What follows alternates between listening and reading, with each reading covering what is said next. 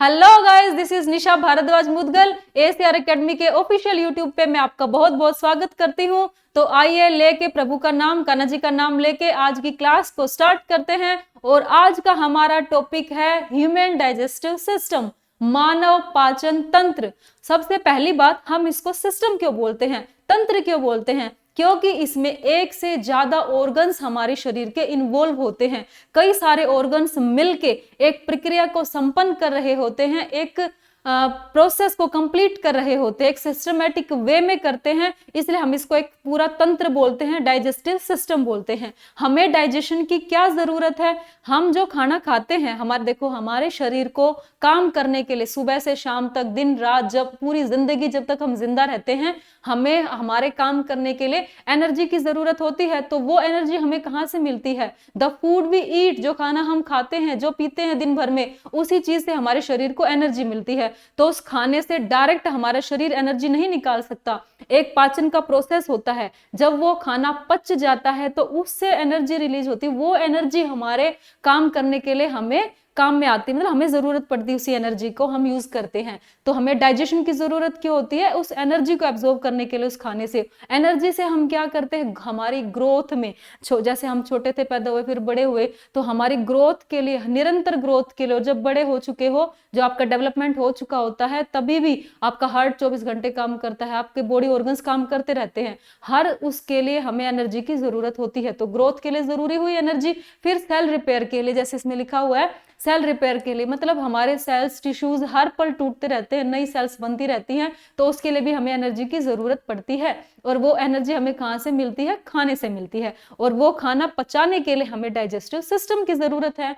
ठीक है, तो जब भी हम डाइजेस्टिव सिस्टम को पढ़ते हैं, देखो काम करते हैं कई सारे ऑर्गन्स, माउथ से लेके एनस तक हम लोग पढ़ेंगे। कई सारे ऑर्गन्स हैं जो मिलके काम करते हैं डाइजेस्टिव सिस्टम में, पूरे प्रोसेस में। पर पढ़ाई के लिए, स्टडी पर्पज से हमने दो पार्ट्स में डाइजेस्टिव सिस्टम को बांटा हुआ है। देखिए, ये है डाइजेस्टिव सिस्टम अपना। ठीक है जी, आई होप आप देख रहे होंगे ये डाइजेस्टिव सिस्टम। इसमें आप बस सुन लो, आप सुन भी लोगे ना तो भी आपको वीडियो के बाद बिल्कुल अच्छे से समझ आ जाएगा। और आपको कहीं से रट्टा मारने की, मैं हमेशा बोलती हूँ अपनी वीडियो में कि आपको ये वीडियो देखने के बाद, सुनने के बाद कहीं भी दोबारा अपनी जिंदगी में रट्टा मारने की जरूरत नहीं पड़ेगी कि डाइजेस्टिव सिस्टम क्या होता है। मैं आपको जितने भी बायो के सिस्टम है, जैसे धीरे धीरे वीडियो डाल रही हूँ, पढ़ा रही हूँ, तो आपको किसी भी सिस्टम के लिए किसी रेफरेंस बुक की आवश्यकता ही नहीं पड़ेगी। जो भी जरूरी है आपके एग्जाम के लिए वो सब इसमें कवर हो जाएगा। काफी इंटरेस्टिंग बातें आपको सीखने को मिलेंगी। अगर आप 12th के स्टूडेंट हो, बायो के 11th 12th के, तो भी वीडियो आपके लिए काफी हेल्पफुल है। और you are preparing for SSC, तो एसएससी, डीएसएसबी, किसी भी कॉम्पिटिटिव एग्जाम के लिए तो बिल्कुल आपके काम की ही है। तो देखो, तो हम डाइजेस्टिव सिस्टम को स्टडी के पर्पज से दो भागों में बांट लेते हैं। सबसे पहली बात मैं आपको बता दूं, हम लोग सीरियस होके बिल्कुल ऐसे स्ट्रिक्ट वे में पढ़ाई नहीं करेंगे, तभी भी करनी है। अगर खुश होके पढ़ोगे, अच्छा चिल पिल वे में पढ़ोगे, तो दो बातें और सीखने का मन करेगा। स्ट्रेस लेके पढ़ोगे, बिल्कुल ऐसे मुंह बना के, घर वालों को दिखा के कि हाँ मैं बहुत स्टूडियस हूं, तो दो बातें दिमाग में कम घुसेंगी। इसीलिए आराम से, कुछ मत दिखाओ किसी को, आपका जो रिजल्ट आएगा वही बोलेगा। तो खुश होके पढ़ो। मैं क्लास में आपको बिल्कुल ऐसे ही चिल पिल वे में पढ़ाऊंगी, तो उसी वे में आपको रहना है और सीखना है। चीजें सीखनी ही तो है, आपका एग्जाम में उनको डिलीवर भी करना है। अगर टेंशन में रहोगे तो बिल्कुल नहीं कर पाओगे। तो खुश, बिल्कुल माइंड रिलैक्स, जितनी भी चिंताएं हैं बाहर रखो, बिल्कुल इजी वे में, चिल पिल वे में पढ़ाई करते हैं। ठीक है, तो डाइजेशन सिस्टम अभी यहाँ से शुरू हो रहा है। आई होप आराम से बैठ गए आप और देखो वीडियो को, सुन लो ध्यान से। दो तरीके से इसको पढ़ेंगे, एक ऑर्गन्स होलो ऑर्गन्स, एक सॉलिड ऑर्गन्स, जो हमारे, जो उसमें इन्वॉल्व होते हैं पूरे सिस्टम में। तो जैसे ही आपने माउथ में फूड रखा, माउथ कैविटी, बक्कल कैविटी जिसको बोलते हैं, कैविटी मतलब खाली एरिया, ठीक है, होलो है। फिर वो फूड आया आपके पेट में, स्टमक में, मैं धीरे धीरे एक्सप्लेन करूंगी डिटेल में। तो स्टमक भी होलो ऑर्गन है। फिर इंटेस्टाइन में वो भी होलो है। ईसोफेगस फूड पाइप से जिससे आता है वो भी होलो है। लार्ज इंटेस्टाइन, तो ये सारे हमारे होलो ऑर्गन्स हुए, जिसको हम एक तरफ करके एलिमेंट्री कैनल या गैस्ट्रो इंटेस्टाइनल ट्रैक्ट भी आप बोल सकते हो। देखो, गैस्ट्रो वर्ड जहां भी आएगा पेट से रिलेटेड है, स्टमक से रिलेटेड, मतलब आपके डाइजेशन से रिलेटेड है। गैस्ट्रो, गैस्ट्रो इंटेस्टाइनल ट्रैक्ट या एलिमेंट्री कैनाल आप इसको बोलोगे, एक हिस्से को। ठीक है, दूसरा हिस्सा आपका होता है, तो सबसे पहले एलिमेंट्री कैनाल जो कि 8 से 10 मीटर लंबी होती है, उसमें से 6-7 मीटर तो आपकी स्मॉल इंटेस्टाइन की ही लेंथ हो गई, ठीक है। माउथ हो गया आपका, oesophagus, stomach, large intestine, small intestine, ये हो गया। फिर दूसरा होता है सॉलिड ऑर्गन्स जो आपकी ग्लैंड्स होती हैं। दो तरीके से खाना का पचता है हमारे शरीर में, दो रिएक्शंस होती हैं, फिजियो केमिकल रिएक्शन। आप जितने भी सिस्टम पढ़ोगे ना बायो में, तो दोनों तरीके इकट्ठे काम करते हैं, फिजियो केमिकल। जैसे आप डाइजेशन में देखोगे, फिजियो केमिकल का मतलब, फिजियो मतलब फिजिकल फॉर्म में, केमिकल मतलब केमिकल रिएक्शन होगी आपके खाने पे। जैसे आपने खाना मुंह में रखा, बक्कल कैविटी माउथ में रखा, तो दांतों ने, हमारे टिथ उस खाने को छोटे छोटे टुकड़ों में तोड़ते हैं, तो वो क्या हुआ, उन्होंने फिजिकली काम किया, फिजिकल फॉर्म में काम किया, उस खाने को छोटा छोटा तोड़ दिया। फिर केमिकल रिएक्शन क्या हुआ उस पे, हमारे मुंह में ही स्लाइवरी ग्लैंड्स होती हैं, मैं अभी आपको बताऊंगी नेक्स्ट स्लाइड में। स्लाइवरी ग्लैंड्स होती हैं 3 पेयर, जो कि एंजाइम्स रिलीज करती हैं, तो वो उन्होंने केमिकल रिएक्शन किया उसी खाने पे सेम टाइम पे।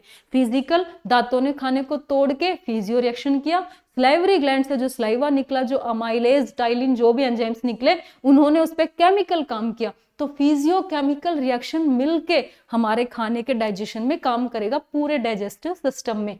तो डाइजेस्टिव ग्लैंड्स ये तो हुए जो फिजिकल काम करेंगे एलिमेंट्री कैनाल में, माउथ है, एसोफेगस है, स्टमक है, जो भी मैंने अब तक आपको बताया, ये सारे फिजिकल फॉर्म में काम करेंगे। और ये है डाइजेस्टिव ग्लैंड्स जो कि केमिकल रिएक्शन करेंगी, जो कि सॉलिड ऑर्गन्स हैं, जैसे कि लीवर है, पैनक्रियाज है, गॉल ब्लैडर है, ये सारे सॉलिड ऑर्गन्स हैं। और ये डाइजेस्टिव ग्लैंड्स हैं जो कि केमिकल रिएक्शन का काम करेंगी हमारे डाइजेशन में। ओके गाइज, तो अब अपने ऑर्गन्स के बारे में हम लोग पढ़ेंगे। स्टार्ट करते हैं माउथ से। माउथ में देखो, जैसे आपने बक्कल कैविटी मुंह में खाना रखा, तो 3 पेयर होते हैं स्लाइवरी ग्लैंड्स के, ठीक है। 3 एंजाइम्स ये स्लाइवा हमारा रिलीज करता है, 3 एंजाइम्स होते हैं स्लाइवा में। फर्स्ट अमाइलेज, जिसको टाइलिन भी बोलते हैं। देखो स्टार्च, जो कि स्टार्च को शुगर में करता है।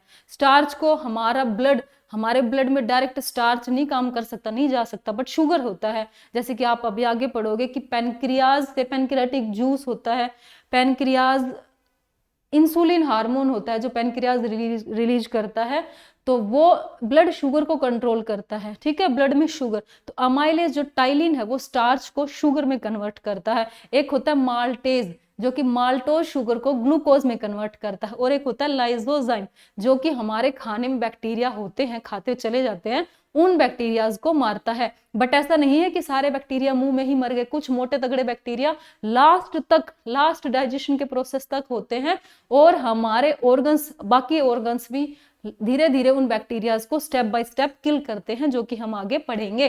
तो सबसे पहला हमने पढ़ा माउथ में जो हमारे दांत है उन्होंने फिजिकल काम किया खाने को तोड़ने का, और जो स्लाइवरी ग्लैंड्स हैं उन्होंने केमिकली खाने को तोड़ा। फिर वो खाना फूड पाइप के थ्रू स्टमक में जाता है। तो नेक्स्ट ऑर्गन हम लोग पढ़ेंगे ईसोफेगस, फूड पाइप।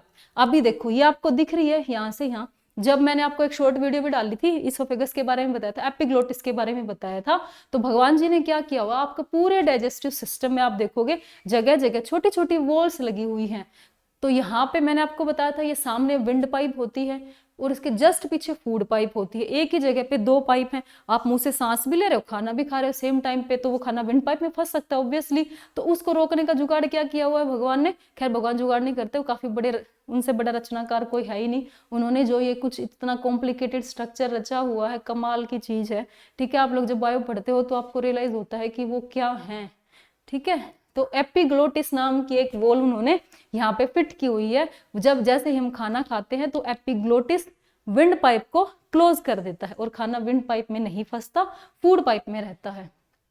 तो दिस इज ईसोफेगस। देखो फूड पाइप ऐसा नहीं है कि ऐसे सक्त नली है, उसमें फूड डाला और डायरेक्ट स्टमक में चला गया, this is not the way, ऐसा बिल्कुल भी नहीं है। उसमें जो खाना होता है ना, देखो ऐसे ये कॉन्ट्रैक्ट करती है, फिर एक्सपेंड होती है, फिर कॉन्ट्रैक्ट करती है, फिर एक्सपेंड करती है। वो किस लिए, अगर ऐसे पाइप होती, ऐसे खाना नीचे जाता तो ग्रेविटी काम करती, खाना ऐसे नीचे चला गया तो उसमें आपको खाना खाने के बाद ऐसे खड़ा रहना होता कि खाना नीचे जाएगा, अदरवाइज तो नहीं जा सकता। तो भगवान जी ने पूरे मतलब बारीकियों से काम किया हुआ है, डिटेलिंग पे काम किया हुआ है, जो हमारी सोच से भी परे है।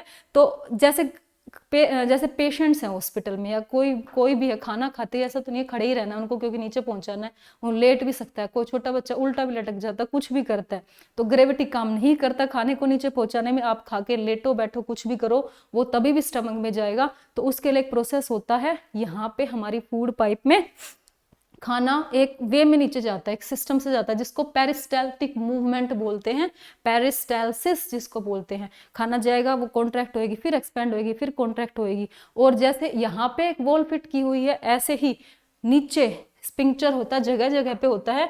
ईसोफेगस फूड पाइप के लास्ट में भी एक छोटी सी वॉल होती है, एक स्पिंक्टर होता है, ताकि खाना जो स्टमक में चला गया वो वापस ऊपर ना आ जाए। कई बार आपने हार्ट वो फील किया होगा, बर्न खाना जैसे एसिड रिफ्लक्स वापस उल्टा आता है, यहाँ तक आ जाता है, एसिड रिफ्लक्स जिसको बोलते हैं, तो वो उसी वजह से होता है कि वो खाना वापस ना आए, इसलिए एक छोटी सी वॉल्व होती है।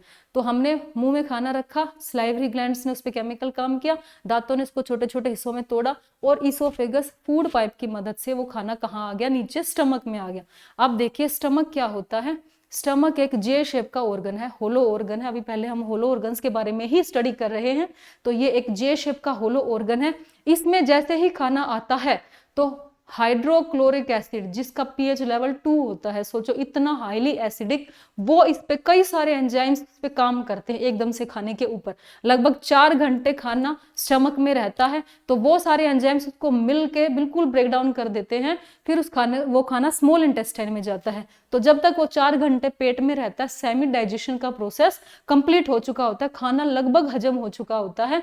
तो गैस्ट्रिक जूसेस, फिर से आ गया गैस्ट्रिक वर्ड, मैंने आपको बताया था गैस्ट्रिक वर्ड जहां भी आ जाए समझो स्टमक से, पेट से रिलेटेड है, डाइजेशन से रिलेटेड है, तो गैस्ट्रिक जूसेस रिलीज होते हैं स्टमक में। ओके, कौन से हाइड्रोक्लोरिक एसिड हाईली एसिडिक होता है, हाईली एसिडिक। जैसे जो यहाँ पे खाना होता है ना, जो आपके स्टमक में पचता है, उसको काइम बोलते हैं। तो जब आप कई बार वोमिटिंग करते हो तो आपकी नाक जलती है, आंखें जलती है, ऐसे जो जलन होती है, वो जलन हाइड्रोक्लोरिक एसिड की वजह से होती है। वास्तव में HCl होता है वो जो आपके खाने में मिक्स हो रखा होता है, फिर आपको वोमिटिंग आती है, तो वो जलन इतना हाईली एसिडिक होता है, हाइड्रोक्लोरिक एसिड। फिर होता है एक पेप्सिन, जो कि जो प्रोटीन हम खाते हैं किसी भी फॉर्म में, उस प्रोटीन के डाइजेशन के लिए कौन सा काम करता है, पेप्सिन काम करता है। फिर बोलते हैं मिल्क डाइजेशन के लिए रेनिन। काफी सारे टीचर्स की मैंने भी यूट्यूब पे वीडियो देखी है, तो बोलते हैं रेनिन काम करता है मिल्क डाइजेशन में।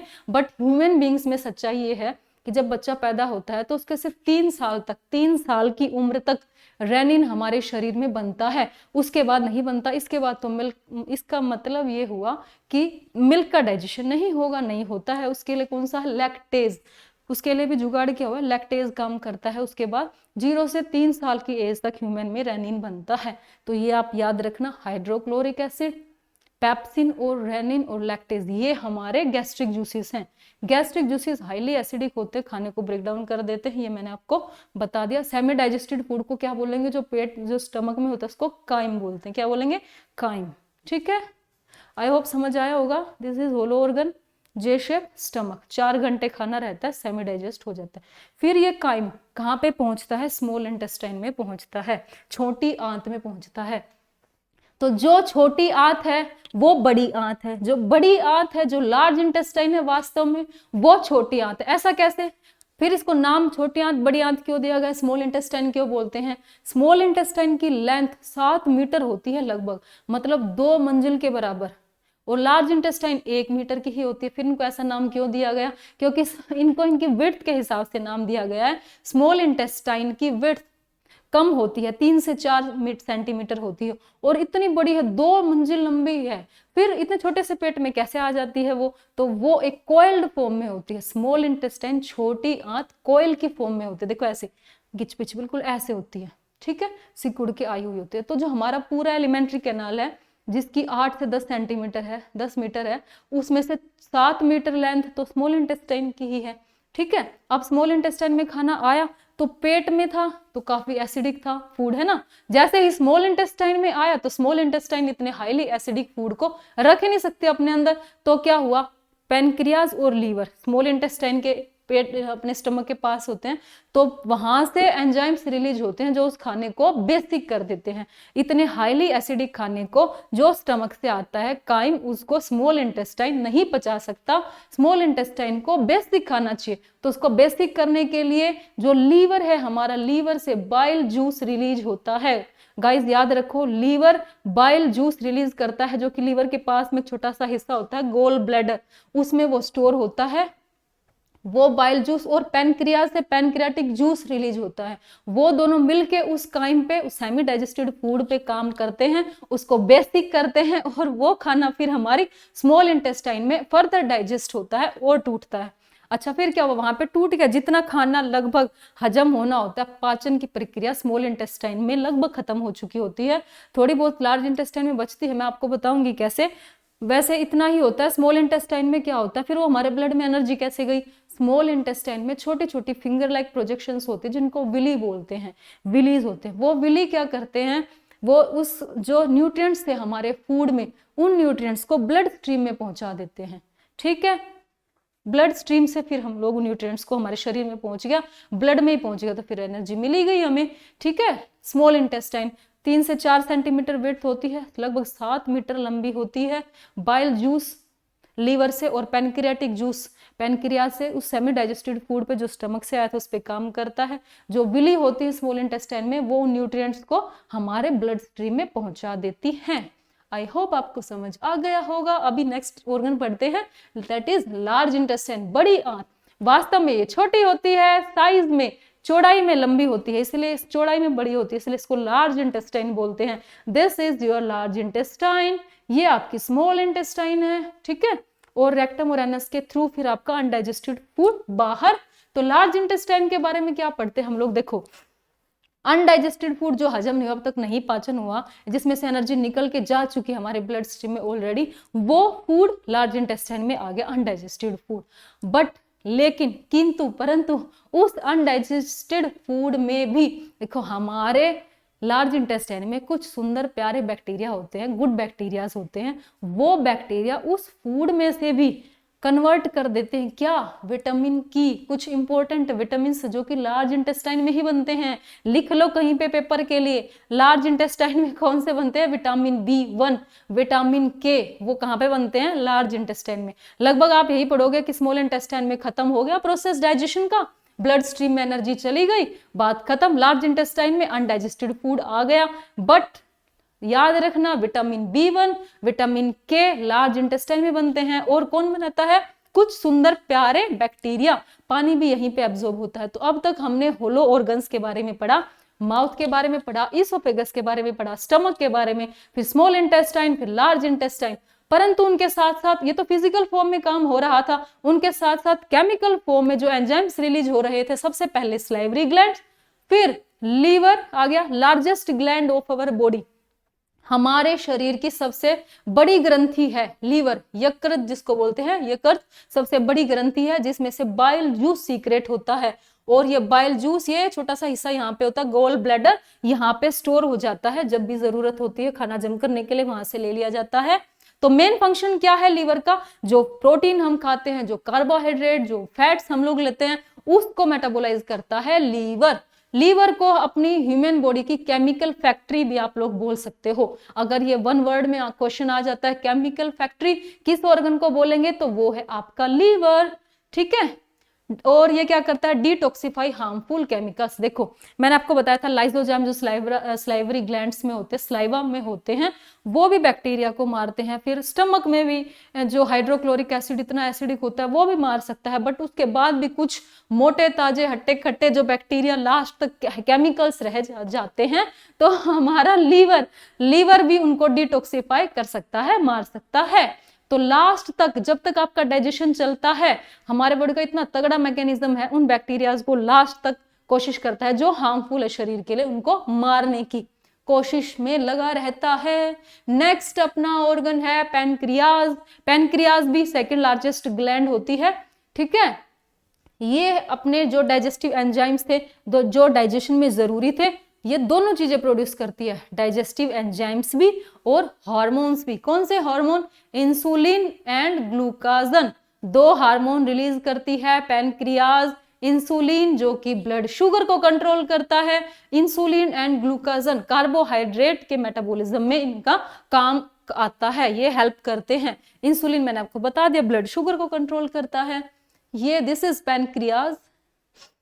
ओके गाइस, तो एक छोटा सा रिकैप अगर लेते हैं हम डाइजेस्टिव सिस्टम का, तो आपने सबसे पहले खाना स्मेल किया। डाइजेशन खाना देखते ही वास्तव में शुरू हो जाता है। जैसे ही आपने इंस्टा की रील्स में, फेसबुक पे कहीं भी कोई बढ़िया लजीज खाने का फोटो देखा, आपके मुंह में पानी आया, वो पानी जैसे ही आता है तो डाइजेशन का प्रोसेस एक्चुअली स्टार्ट हो चुका होता है। जो पानी होता है वो वास्तव में लार होता है, सलाइवा होता है, ठीक है, जो कि केमिकल फॉर्म में, मैंने आपको कई बार बता चुकी हूं मैं इस वीडियो में। आई होप अब तक आपके दिमाग में बैठ चुका होगा कि फिजिकल काम हमारे दांत कर रहे होते हैं, फिर हमारा बाकी सारे ऑर्गन्स जो होलो ऑर्गन्स है वो कर रहे होते हैं, केमिकल रिएक्शन जो हमारी ग्लैंड्स हैं वो कर रही होती है, दोनों मिलके उस खाने का पाचन करते हैं और डाइजेस्टिव सिस्टम कंप्लीट होता है इस तरीके से। तो एक बार क्विक रिकैप करते हैं। जैसे ही आपने मुंह में खाना रखा तो सलाइवरी ग्लैंड्स ने उस पर काम किया, फिर वो इसोफेगस मतलब फूड पाइप के थ्रू वो खाना हमारे स्टमक में आ गया, जो कि एक होलो ऑर्गन है जे शेप, जिसके पीछे ही पैनक्रियाज और लीवर होते हैं जो कि केमिकल रिलीज करते हैं, और पेट में हाइड्रोक्लोरिक एसिड, पेप्सिन और रेनिन, कई सारे एंजाइम्स और कई सारे हाइड्रोक्लोरिक एसिड है जैसे एंजाइम्स काम करते हैं, उस खाने को फर्दर तोड़ देते हैं। फिर वो खाना क्या कहलाता है, सेमी डाइजेस्टेड फूड क्या होता है, काइम बोलते हैं उसको, काइम। फिर वो काइम आता है हमारी स्मॉल इंटेस्टाइन में। स्मॉल इंटेस्टाइन एसिडिक फूड पे काम नहीं कर सकती, तो हमारी लीवर से बाइल जूस और पेनक्रियाज से पेनक्रियाटिक जूस उस खाने पे काम करके, उस काइम पे काम करके उस एसिडिक काइम को बेसिक बना देते हैं। फिर हमारी स्मॉल इंटेस्टाइन उसको हजम करती है, उसको और पाचन करती है, और उसमें से न्यूट्रिएंट्स निकाल के विली जो स्ट्रक्चर्स होते हैं, विली के थ्रू हमारे ब्लड स्ट्रीम में पहुंचा देती है, जिससे हमें एनर्जी मिलती है। और जो अनडाइजेस्टेड फूड बचा वो फिर लार्ज इंटेस्टाइन में आ जाता है, वहां पे पानी का एब्जॉर्प्शन होता है, और विटामिन के और विटामिन B1 कुछ अच्छे बैक्टीरिया जो लार्ज इंटेस्टाइन में होते हैं वो फर्दर उसमें से उस खाने को, उन विटामिन को निकाल के हमारी ब्लड स्ट्रीम में पहुंचाते हैं। और इस तरीके से आपने जो भी अच्छा खाना खाया उसका डाइजेशन का प्रोसेस कंप्लीट होता है, और एनस के थ्रू आप उस खाने को एक्सक्रीट कर देते हैं। This is complete digestion system guys. I hope आपने एंजॉय किया होगा वीडियो को, आपको अच्छे से समझ आया होगा। एक बार अगर सुन लोगे ध्यान से तो इतनी बार चीजें रिपीट हो रखी हैं, आपके दिमाग में डाइजेस्टिव सिस्टम अच्छे तरीके से बैठ जाएगा। नेक्स्ट हम लोग पढ़ेंगे respiratory system. Thank you guys, good luck.